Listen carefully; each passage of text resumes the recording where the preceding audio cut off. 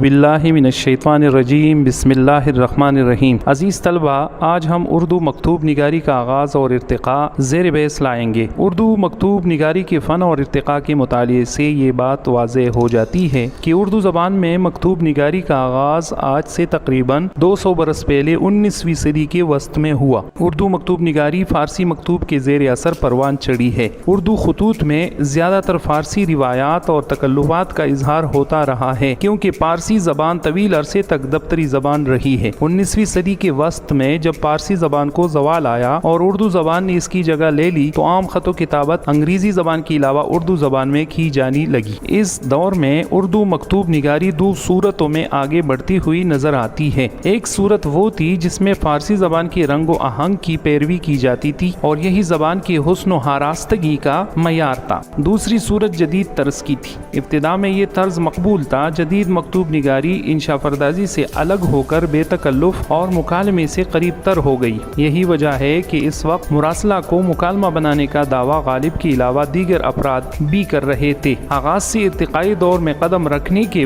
بعد مکتوب نگاری میں عجیب تبدیلیاں ہوتی نظر آتی ہے۔ اردو مکتوب نگاری کے ارتقاء میں مرزا قتیل، غلام غوث بے خبر، رجب علی بیگ سرور اور مرزا غالب کے نام لیے جا سکتے ہیں۔ مراسلے کو مکالمہ بنانے کا وصف بے خبر اور سرور سے شروع ہوا اور غالب نے اسے درجہ کمال تک پہنچایا۔ رجب علی بیگ سرور کی خطوط میں القاب و آداب اور تمہید میں روایتی طرز کی خطوط نویسی کا اندازہ ملتا ہے، رنگین بیانی کا اہتمام بھی ملتا ہے اور الفاظ پرشکوہ ہے۔ سرور کی کوشش رہی ہے کہ عبارت گنجلک نہ ہونے پائے بلکہ زبان سلیس اور اسلوب سادہ ہے۔ اسلوب میں طنز و مزاح کی شگفتگی بھی ملتی ہے۔ ان کی خطوط میں اکثر مکالمے کا انداز بھی ملتا ہے۔ مثلاً قبلہ بندہ تسلیم بجا لاتا ہوں اور جو کام کرتا ہوں اس کی داد پاتا ہوں۔ آپ کی پوسٹ ماسٹر تک رسائی ہے، میں نے ارکاروں سے رسم بڑھائی ہے، گو ہم پلہ نہیں ہوں مگر قدم بقدم ہوں۔ سرور کے زمانے میں معنی سے زیادہ الفاظ کی پذیرائی ہوئی۔ انہوں نے جدید لفظوں کا انتخاب کیا۔ ان کے استعمال کردہ لفظوں میں بہت کم اب متروک ہوئے ہیں۔ سرور کو لفظ کی جدید شکلوں اور ان کی نادر استعمال پر قدرت حاصل تھی۔ ان کی زبان لکھنؤ کی ادبی اور مجلسی اردو کا نمونہ پیش کرتی ہے۔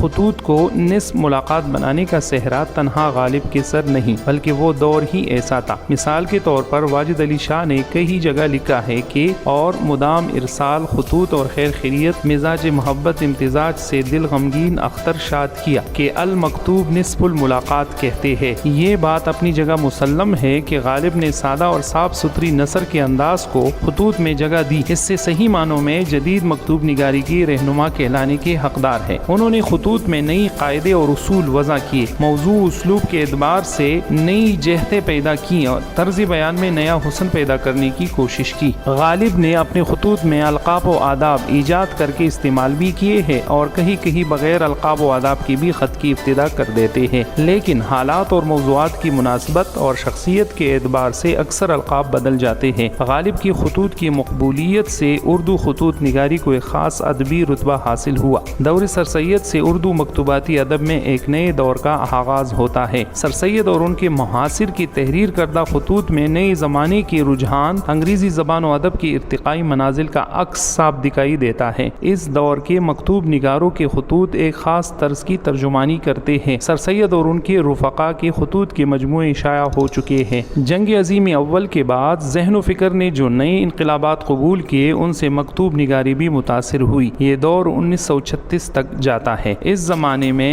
سر سید کے دور کے خلاف جذباتی رومانی رد عمل ہوا۔ اس کے بڑے علمبردار اقبال اور ابوالکلام آزاد ہیں۔ مولانا ابوالکلام آزاد کی مکاتیب کے مجموعوں میں غبار خاطر کی خطوط کو بڑی شہرت حاصل ہوئی۔ اس دور میں سر سید کا رنگ بھی کہیں قائم رہا۔ اس رنگ کے سب سے بڑے نمائندہ ادیب عبدالحق اور احسن مارہروی ہے۔ 1934 کے بعد مکتوب نگاری کے آداب و رسوم میں تبدیلی آئی، کیونکہ اس وقت ملک میں حقیقت نگاری اور نفسیات کے مطالعے کا ذوق بیدار ہو چکا تھا۔ 1936 کے بعد مکتوب نگاری کے آداب و رسوم میں تبدیلی آئی، کیونکہ اس وقت تک ملک میں حقیقت نگاری اور نفسیات کے مطالعے کا ذوق بیدار ہو چکا تھا۔ خود کو چھپانے کا انداز اس سے پہلے کے خطوط میں چلا تھا وہ ترک ہو گیا تھا اور صاف گوئی کا میلان پیدا ہوا۔ اب تک مشاعر کی خطوط کی جو مجموعے شائع ہوئے ہیں ان سے ثابت ہوتا ہے کہ 20ویں صدی بڑی تبدیلیوں کی صدی رہی ہے۔ اسی زمانے میں مکاتیب کی جو 4 مجموعے شائع ہوئے وہ اردو مکتوب نگاری کے ارتقاء میں اہم درجہ رکھتے ہیں۔ ان کے نام اس طرح ہے: نمبر 1 1 نقوش زندہ، نمبر 2